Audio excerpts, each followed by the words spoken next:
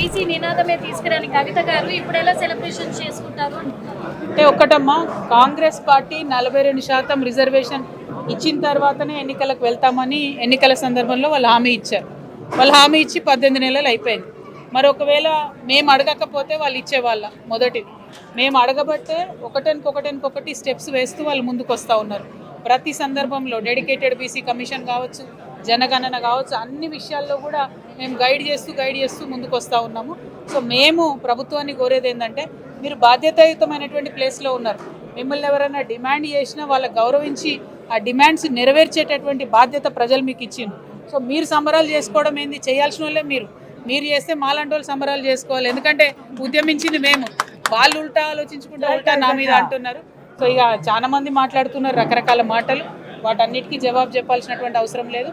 Telangana BC ప్రజలకు చిత్తశుద్ధితోని ఈ అంశాన్ని పట్టుకొని ప్రతి ఒక్క విషయాన్ని ఎట్లా మాట్లాడుతున్నాము, ఎవరు మాట్లాడుతున్నారని మా బీసీ బిడ్డలు గమనిస్తున్నారు.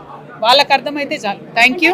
జై తెలంగాణ. డైవర్ట్ చేయడానికే ఇప్పుడు కవిత గారు బీసీ నినాదం దేనికి డైవర్ట్ చేయాలి? మీరేమో వాళ్ళు డైవర్షన్ పాలిటిక్స్ చేస్తున్నారు. అవును, నేను దేని నుండి డైవర్ట్ చేస్తున్నాను మిమ్మల్ని అడుగుతున్నా. అంటే ఇప్పుడు కాళేశ్వరం కేసు కావచ్చు, ఇప్పుడు ఫోన్ ట్యాపింగ్ కావచ్చు,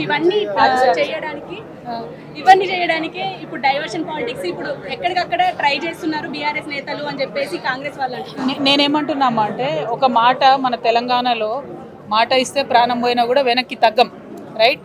సో అటువంటిది కాంగ్రెస్ పార్టీ ఒక మాట ఇచ్చింది. వాళ్ళు మాట ఇచ్చినటువంటి సందర్భం నుంచి వాళ్ళకి అడ్వాంటేజ్ ఏమొచ్చింది? మధ్యలో ఈడబ్ల్యూఎస్ రిజర్వేషన్ వచ్చింది. దాంతో ఇవాళ వాళ్ళు ఈ 42% ఇచ్చినా కూడా అది నిలబడేటటువంటి పరిస్థితి వచ్చింది. ఆ పరిస్థితి ఇదివరకు లేకుండే. సో కరెక్ట్ పరిస్థితి ఉన్నప్పుడు, చరిత్రలో నిలబడే అవకాశం వచ్చినప్పుడు కాంగ్రెస్ పార్టీ వాళ్ళు దాన్ని యూటిలైజ్ చేసుకుంటే వాళ్ళకే మంచిది.